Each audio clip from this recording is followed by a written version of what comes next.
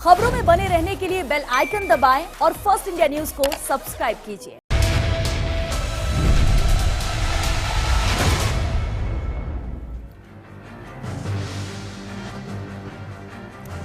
नमस्कार, स्वागत है आपका बिग फाइट लाइव में। आपके साथ मैं हूं श्वेता मिश्रा। प्रदेश में एक बार फिर चुनावी चौसर बिछ गई है। यही कारण है कि सूबे की सियासत फिर उफान पर है।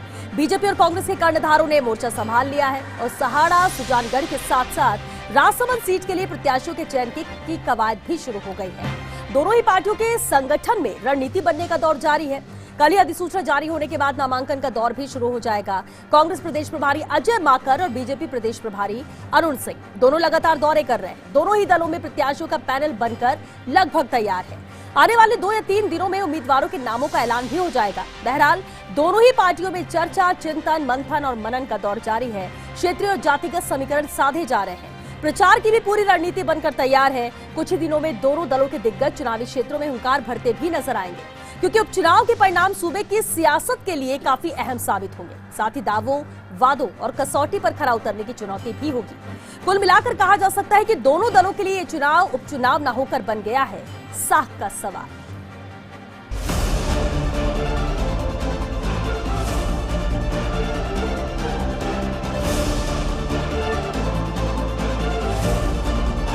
सरकार के अच्छे कार्यों को देखते हुए जिस तरीके से विकास के कार्य कांग्रेस की सरकार ने पिछले वर्षों में यहाँ पे किए और ख़ास तौर के ऊपर 3 विधानसभा क्षेत्रों में जहाँ पर कांग्रेस के विधायक थे, उनके बहुत अच्छे कार्य लोग अभी भी याद कर रहे हैं। हम लोग बहुत आशावान हैं कि हम इन चुनावों के अंदर कांग्रेस पार्टी बहुत अच्छे नतीजे लेकर के आएगी।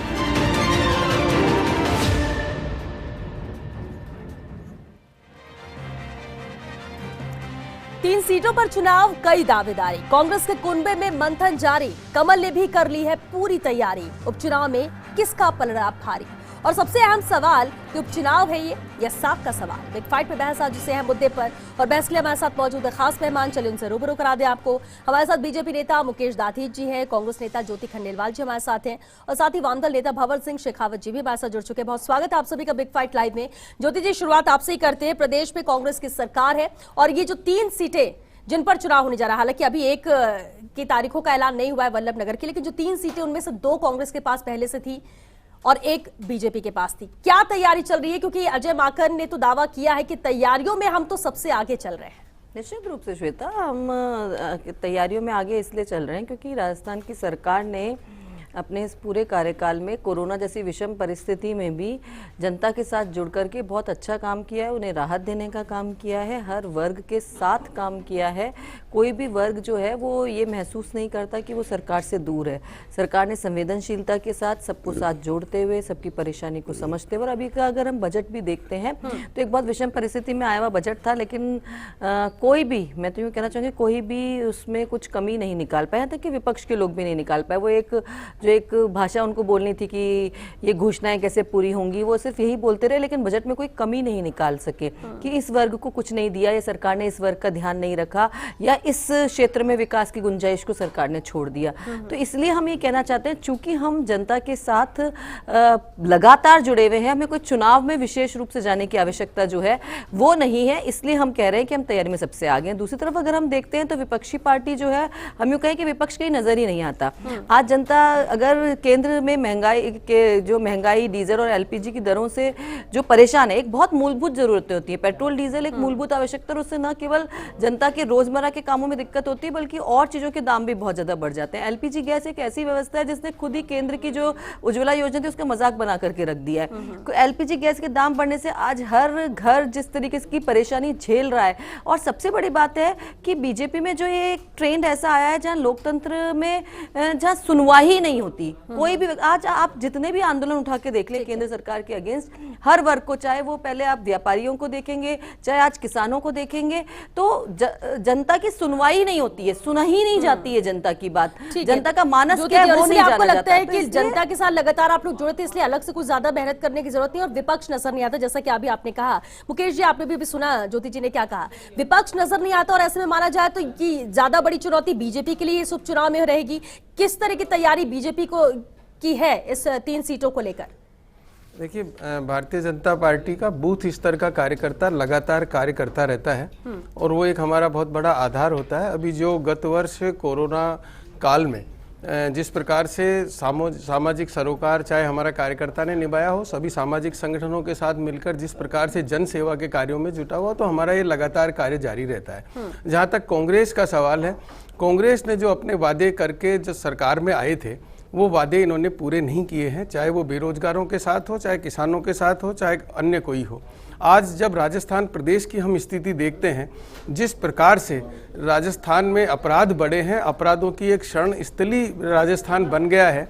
अपराध पहले कम कुछ ज़्यादा कुछ होते थे, लेकिन आज जिस प्रकार से महिलाएं यहाँ सुरक्षित नहीं है, जिस प्रकार से आतंक एक बदमाशों का यहाँ हो गया है, कोई पुलिस का खौफ नहीं है। बार बार भारतीय जनता पार्टी ने माननीय मुख्यमंत्री जी से ये आग्रह किया कि गृह मंत्रालय आपसे संभाल नहीं पा रहा है, आप सरकार बचाने के चक्कर में समय नहीं दे पा रहे हैं, तो आप गृह मंत्री किसी को बनाइए जिससे कम से कम राजस्थान की जनता अपने आप को सुरक्षित महसूस करे।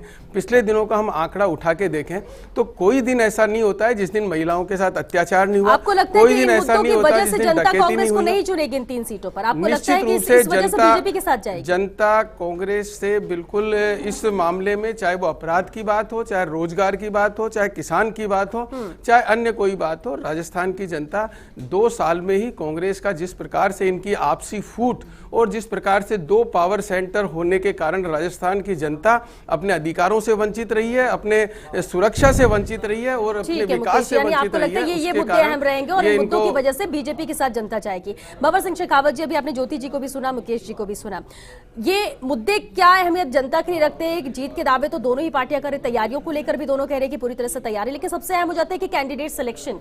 इसे देखते हुए क्या लगता है आपको कि जिताऊ कैंडिडेट दोनों को ही चाहिए है? बहुत सारी ऐसी चीजें नाम आते हैं ऐसे वक्त में सामने जब कई समर्थन करते हैं, कई विरोध करते हैं, और इसके बीच में से एक कैंडिडेट को फाइनल करना और उस लिहाज से जनता उसे चुन ले, दोनों बातों पर इसमें कोई दो राय नहीं है कि दोनों पार्टियां पूरी कोशिश इसमें करेगी कि हम अपने कैंडिडेट को जिता के ले जाएं, लेकिन जनता इस चीज का आकलन करेगी कि जनता के साथ इनका व्यवहार क्या है, जनता के लिए क्या काम कर रहे हैं। इस समय आप देखेंगे पूरे देश में अभी हाहाकार मचा हुआ है, हर चौथा व्यक्ति तो बेरोजगार है, महिला जो है केवल नौकरियों में 11% रह गई है, और अभी आप देख रहे हैं बैंकों का फिर मर्जर हो रहा है जिससे करीब 10 लाख बैंक कर्मचारियों की नौकरियां जाएगी, वो तलवार लटकी हुई है।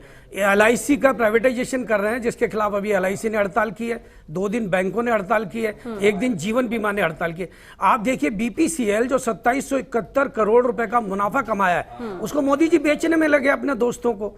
तो आज देश की जनता को ये समझ में आ गया कि भारतीय जनता पार्टी पूंजीपतियों के यार हैं, ये उनके लिए काम कर रहे हैं, ना कि देश की जनता के लिए। तो ये जनता को समझ में आ रहा है कि किसके लिए काम कर रहे हैं। अगर भारतीय जनता पार्टी ये बोलती है तो आज महंगाई पर इनका क्या कब्जा है? आज जो है LPG गैस के भाव, पेट्रोल डीजल के भाव दुनिया में भारत से आधे हैं, लेकिन भारत में दुगने दाम ये जो है इतना मुनाफा वसूल रहे हैं। ये मुद्दे इन 3 सीटों पर भी हावी रहेंगे। बिल्कुल। ये देखो, मैं आपको बताऊं, किसान आंदोलन जो आज किसान को ये बर्बाद करने को लेकर के लगे हुए हैं, और साथ में मजदूरों के भी 44 श्रम कानून समाप्त करके 4 कोड बना रहे हैं, वो 1 अप्रैल से लागू करने वाले हैं।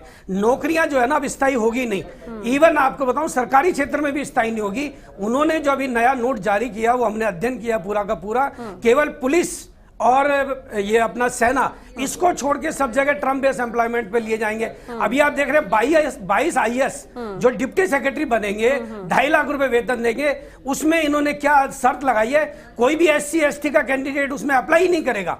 आप ये अपने दोस्तों को जो है कैसे ना कैसे IAS अफसर बनाएंगे और देश की सत्ता पे पूरा कब्जा करने का काम जो भारतीय जनता पार्टी आप कर रही है। तो ये बहुत बड़ा जो है जनता को समझ में आ गया है कि ये किसके लिए काम कर रहे हैं, ये पूरी सत्ता को किस तरह से कर रहे हैं। जो बच्चे आज पढ़ रहे हैं, IAS की तैयारी कर रहे हैं, क्या भविष्य होगा उनका कल देश के अंदर? वो तो डायरेक्ट इनके लोग RSS के लोग जो है, ये सभी फैक्टर हैं और बेरोजगारी भी इसमें अहम रहेगा, के जरिए नियुक्त होंगे। बिल्कुल बाबर सिंह जी, ये सभी अहम फैक्टर, अहम मुद्दे रहेंगे यहाँ पर, लेकिन उपचुनाव में क्या हावी होता है, कौन सफल हो पाता है, ये तो आने वाला वक्त बताएगा। लेकिन राजनीतिक विश्लेषक SP मित्तल जी भी हमारे साथ जुड़ चुके हैं। SP मित्तल जी, बहुत स्वागत है आपका सर। अब देखिए, उपचुनाव की तारीखों का ऐलान हो चुका है, अधिसूचना जारी हो चुकी है, नामांकन भी होंगे, लेकिन अहम हो जाता है कि कैंडिडेट का चयन। लेकिन इस सबसे ऊपर उठकर अगर हम बात करें, वो कौन से फैक्टर है जो इस उपचुनाव में इन 3 सीटों पर काम करेंगे इस बार, और जो चुनौती बनेगी दोनों पार्टियों के लिए?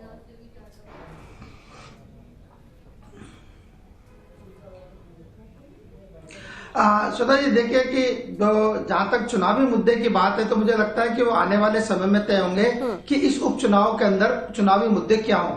लेकिन सबसे जो महत्वपूर्ण बात है वो आज की तारीख में ये है कि कल से नामांकन शुरू होने वाला है, लेकिन दोनों ही जो प्रमुख पार्टियां हैं, भारतीय जनता पार्टी और कांग्रेस, उन्होंने अभी तक भी अपने उम्मीदवारों के बारे में कोई घोषणा नहीं की है। और सबसे महत्वपूर्ण बात यह है कि आज दोनों ही दलों के जो राष्ट्रीय महासचिव हैं और जो राजस्थान के प्रभारी हैं, भारतीय जनता पार्टी के अरुण कुमार और जो कांग्रेस के अजय माकन साहब, वो आज राजस्थान आए हुए हैं और उनका ये कहना है कि आज हम पैनल लेके दिल्ली जाएंगे और फिर दिल्ली जाके इनके चुनाव की उम्मीदवारों की घोषणा करेंगे। तो इससे ये जो पार्टियां जो अपने अपने दावे कर रही हैं, मुझे लगता है कि शायद उम्मीदवारों के अंदर दोनों में ही विलंब की स्थिति है। कल से नामांकन शुरू है, अभी तक आप उम्मीदवार तय नहीं कर सके दोनों ही दल।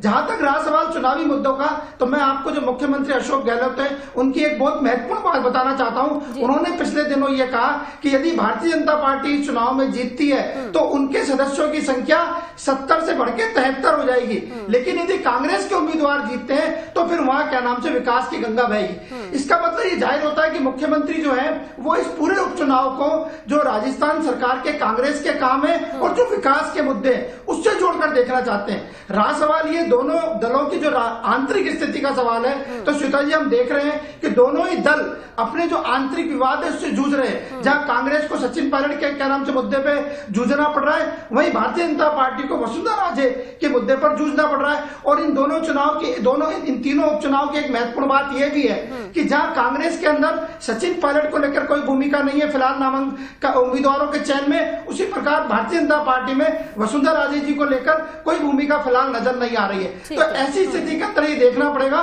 कि उम्मीदवारों का चयन किस प्रकार से होगा। जहां तक मुझे लगता है कांग्रेस का सवाल है, तो कांग्रेस जो पिछले जो विजयी उम्मीदवार उनके रहे, इन 3 में से 2 सीटों पर कांग्रेस का कब्जा रहा है और राजसमंद सीट पर भारतीय जनता पार्टी का कब्जा रहा है। लेकिन शायद जो 2 सीटों पर है वो कांग्रेस के अंदर जो उनके पहले वाले उम्मीदवार थे उनके किसी रिश्तेदार को या परिवारजनों को उम्मीदवार बनाया जाने की संभावना है। कहीं ना कहीं द्वंद्व इस बात को लेकर भी हो जाता है कि कई लोग फेवर में होते हैं कि हाँ ठीक है, लेकिन दूसरी बात अहमियत ये भी हो जाती है कि कौन जीत दिला सकता है, जीतना ज्यादा जरूरी हो जाता है। ज्योति खंडेलवाल जी, अभी आपने सुना एसपी मित्तल जी जो कह रहे थे, क्या ये फैक्टर भी है, क्या कांग्रेस में जो गतिरोध, जो सचिन पायलट फैक्टर, या फिर सब एकजुट होकर, क्योंकि कई बार कोशिश की गई सब एक साथ हैं, चाहे वो किसान महापंचायत कर रहे हो या फिर कुछ और रैलियां, एकजुट नजर आते हैं, और क्या इन चुनाव में भी सब एक साथ उतर रहे हैं, कहीं कोई द्वंद्व कैंडिडेट के नाम को लेकर भी नहीं होगा कांग्रेस में? नहीं, मुझे नहीं लगता कि किसी तरह का द्वंद्व कोई इस समय कांग्रेस पार्टी में देखने में नजर आ रहा है। बल्कि यूं कहें कि सब एक साथ, चाहे किसानों के मुद्दे को अगर आप देखें, आंदोलन को लेकर के देखें, तो पूरी कांग्रेस एक साथ इस मुद्दे पे कांग्रेस के साथ किसानों के साथ खड़ी हुई नजर आई।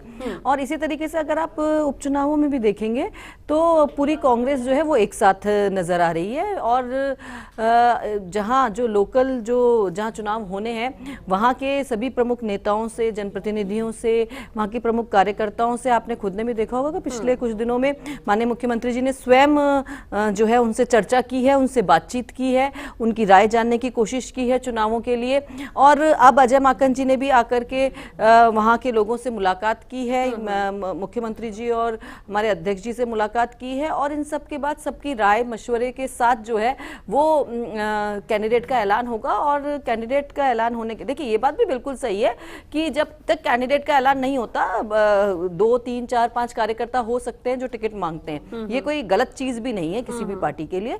तो उस समय तक सबकी कोशिशें ये रहती हैं, लेकिन जब कैंडिडेट का ऐलान जब आलाकमान के द्वारा कर दिया जाएगा तो निश्चित रूप से पूरी कांग्रेस उस प्रतिनिधि के साथ खड़ी होगी। और जहां तक ये बात आ रही है कि उनके परिवारजनों को दिया जा रहा है, तो हमने खुद ने देखा है कि वहां पर जो कांग्रेस के जो विधायक जहां रहे हैं दोनों जगह, वहां पर उन्होंने बहुत वर्षों तक राजनीति की है, बहुत सारे कार्यकर्ताओं का उनके साथ जुड़ाव रहा है, उन्होंने अपने क्षेत्र के विकास के लिए बहुत सारे काम किए हैं। डिजर्विंग कैंडिडेट होना चाहिए, भले वो परिवार का सदस्य क्यों ना हो, लेकिन कोई भी हो, हम ये नहीं कहेंगे परिवार का सदस्य होगा, लेकिन जो भी होगा वो डिजर्व करता होगा, उसने उसके क्षेत्र के साथ क्षेत्रीय समस्याओं के बारे में जानता होगा और साथ ही साथ कार्यकर्ताओं के साथ उसका पूरा जुड़ाव होगा। तो वो अगर ये सब कुछ अगर उसके अंदर क्वालिटी है तो निश्चित रूप से वो जिताऊ कैंडिडेट, और पूरी कांग्रेस पार्टी उसको जिताने के लिए अपनी भरसक कोशिश करेगी। और हमें पूरा विश्वास है कि तीनों सीटों पर, चाहे वो राजसमंद की सीट जो बीजेपी के खाते में रही है, वहां भी कांग्रेस जो है वो चुनाव जीत करके आने वाली। मुकेश दाधी जी, देखिए मुकेश पारिक जी, माफ कीजिए मुकेश जी, एक अहम बात यह भी है कि जब पिछली बार विधानसभा चुनाव हुई, क्योंकि 2 कैंडिडेट कांग्रेस के थे जो जीत कर आए थे, अब पिछली बार भी बीजेपी को हार का सामना करना पड़ा, तो और ऐसे में अब 3 सीटें यहां पर हैं। दावे बहुत किए जा रहे हैं, लेकिन कहीं ना कहीं अब पैनल बनकर तैयार है। अरुण सिंह जब आए प्रदेश प्रभारी बैठकें हुई, 5 से 6 नाम है जिनका पैनल है, पैनल लेकर जाएंगे, वो उसमें से नाम फाइनल होगा। चलिए, अब जो भी फाइनल होगा, जो कैंडिडेट मैदान में होगा, लेकिन जीत बीजेपी दर्ज करने की कोशिश यहां पर करेगी। लेकिन इससे भी अहम यह भी हो जाता है कि कैंडिडेट जो भी फाइनल हो, लेकिन बीजेपी की तरफ से भी परिवार के सदस्यों को टिकट ना मिले, इसको लेकर भी कहीं ना कहीं 2 तरफा बातें हो रही थी। कुछ लोग चाहते हैं कि जो जीते उसे देना चाहिए, कुछ इसके खिलाफ नजर आ रहे हैं। और दूसरी तरफ अभी जो एसपी मित्तल जी भी कह रहे थे कि वसुंधरा राजे का भी इसमें रोल नहीं, अभी इसके अंदर बीजेपी के अंदर भी बटे बटी बातें हैं, बटे बटे लोग हैं, जैसे कि कांग्रेस के अंदर सचिन पायलट और अशोक गहलोत को लेकर बीजेपी बार बार कहती आ रही है। इन सब फैक्टर का भी असर होगा इस चुनाव में? देखिए, ये बिल्कुल कितना नकारा यह बिल्कुल गलत है कि बीजेपी में ऐसा कोई फैक्टर है। वसुंधरा राजे जी हमारे राष्ट्रीय उपाध्यक्ष है और बीजेपी की प्रदेश की नेता है, ये सब जानते हैं, तो इसमें कोई बट्टेबाजी कोई बात नहीं है। जहाँ तक कांग्रेस का सवाल है, सचिन पायलट के लिए जब आरोप लगाते हैं तो उसका कारण यह होता है कि उन्होंने एक बार सरकार को गिराने की कोशिश की और वो अपने साथियों को लेके और जयपुर से बाहर चले गए थे, तो ये सबको दिखता है, इसलिए उसका प्रमाण है। लेकिन वसुंधरा जी के बारे में जो कहा जाता है वो बिल्कुल मिथ्या है, गलत है।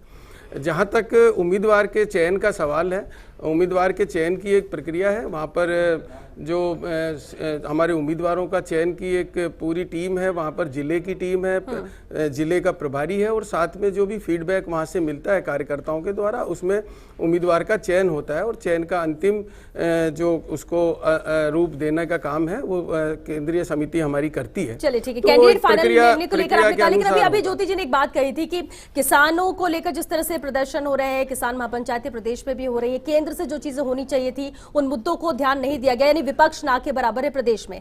कितना नुकसान इसका उठाना पड़ सकता है बीजेपी को प्रदेश में? इसका बिल्कुल कोई नुकसान नहीं है, ये आरोप भी निराधार है। आप देखिए, कांग्रेस अपने दम पर आज राष्ट्रव्यापी कोई भी आंदोलन नहीं कर सकती है। किसानों का ये आंदोलन हुआ और कांग्रेस इसमें एक सहायक की भूमिका में उभर कर आई। किसानों का कोई हितैषी नहीं है, ये आंदोलन पूर्ण रूप से राजनीतिक रूप ले चुका है। आज राकेश टीके आपके बीच में नहीं बोला, और दूसरी तरफ लेकिन आप 2 तरफा बातें एक ही समय पे कंट्रोवर्शियल बातें बोल रहे हैं। आप दे देना जवाब। राकेश टीकेत यहाँ पर जो कर रहे हैं, आप देखिए किस प्रकार से उनके उसमें किसान आ रहे हैं और कौन ला रहा है, ये सब एक देखने वाली बात है। तो यहाँ पर कोई किसानों का आंदोलन, राजस्थान का जो किसान है वो समझ चुका है, राजस्थान का किसान, कि ये जो अध्यादेश जो लाया गया है, ये जो कानून बनाया गया है वो किसानों के हित में है। उनको भ्रमित करने से अब इसका कोई फायदा नहीं होगा। और ये हमारे प्रधानमंत्री जी बिल्कुल स्पष्ट कर चुके हैं कि एक प्रधानमंत्री इस बात को कह रहे हैं कि एमएसपी रहेगा, मंडियां रहेगी, सब चीज रहेगी, उसके बावजूद किसानों को बरगलाना वो बिल्कुल सभी केंद्रीय मंत्रियों से लेकर बीजेपी के नेताओं से लेकर हर कोई समझाने की कोशिश कर रहा है लगातार कि किस तरह से ये हित में है किसानों के, लेकिन किसान फिर भी नहीं समझ रहे हैं। नहीं समझ रहे हैं, अब समझने लगे कैसे, क्योंकि आंदोलन जारी है, जगह जगह महापंचायतें हो रही है, क्यों नहीं शांत सब कुछ हो रहा है? बबर सिंह जी, क्या वाकई में अब रूप बदल गया है किसान आंदोलन का? किसान समझ चुके हैं कि नहीं अभी तक जो आंदोलन किया वे व्यर्थ है? ये बिल्कुल गलत बोल रहे हैं। अभी पूरे देश में आप देखिए, मेघालय के जो राज्यपाल हैं, राजस्थान के दौरे पे आए सतपाल मलिक, उन्होंने क्या बयान दिया है? बीजेपी को उनको ही समझ लेना चाहिए, वो तो इन्हीं के आदमी है ना। एक संवैधानिक पद पे बैठे हुए भी उन्होंने कितनी बड़ी बात बोली है कि किसान को आप हरा नहीं सकते, भी पूरे देश में आंदोलन चले गया। और ये सही बात है, इस समय पूरे देश के अंदर आंदोलन है, ये आंख मीच करके बैठे हुए हैं, इसमें कोई दो राय नहीं है। ये कबूतर की तरह देख रहे हैं कि बिल्ली आ रही है लेकिन आंख बंद कर लो, शायद बिल्ली नहीं खाएगी हमें।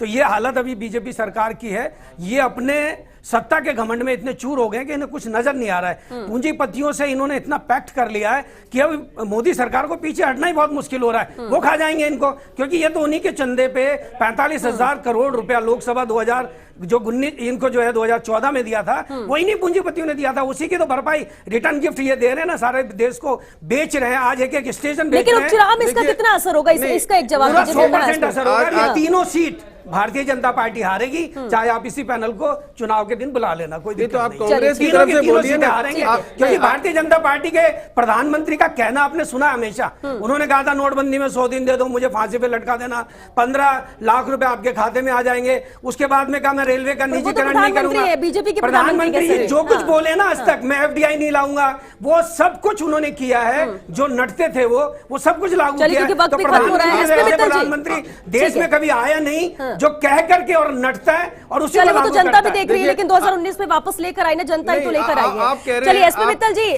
सर क्योंकि वक्त भी खत्म हो रहा है, एक जवाब जरूर आपसे चाहेंगे। देखिए मुद्दों को लेकर जो बात हो रही है, एसपी मित्तल जी, मुद्दों को लेकर जो बात हो रही है, जो केंद्रीय मुद्दे हैं जिनको लेकर कांग्रेस भी लगातार आवाज बुलंद कर रही थी, किसानों की भी बात की जा रही है, कृषि कानून को लेकर भी, कितना इम्पैक्ट इसका इस उपचुनाव में पड़ेगा? क्या ये भी अहमियत रखेंगे इस उपचुनाव में?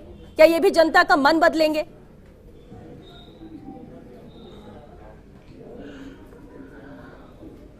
सुधा जी, किसान आंदोलन के बाद में ये कोई पहला मौका नहीं है जब राजस्थान के अंदर विधानसभा के उपचुनाव हो रहे हो। इससे पहले हमने देखा कि पंचायत राज के चुनाव हुए, फिर शहरी निकाय के चुनाव हुए। पंचायत राज के चुनाव के अंदर हमने देखा कि भारतीय जनता पार्टी को सफलता मिली जब ये कहा गया कि क्या नाम से जो ग्रामीण मतदाता है वो किसान खेती से जुड़ा हुआ है, तो वो हम परिणाम देखते हैं। उसके बाद शहरी निकाय के चुनाव हुए तो कांग्रेस का कुछ पलड़ा भारी नजर आया। तो ये कहा जा सकता है कि ये मुद्दे होंगे, लेकिन मेरा ऐसा मानना है कि ये 2-3 जो उपचुनाव परिणाम आएंगे, ये पूरी तरह जो राजस्थान की अशोक गहलोत के नेतृत्व में कांग्रेस की सरकार है उसके कामकाज पर, जो भी कुछ है उसको विकास के मुद्दे पर लेकर ये परिणाम सामने आएंगे।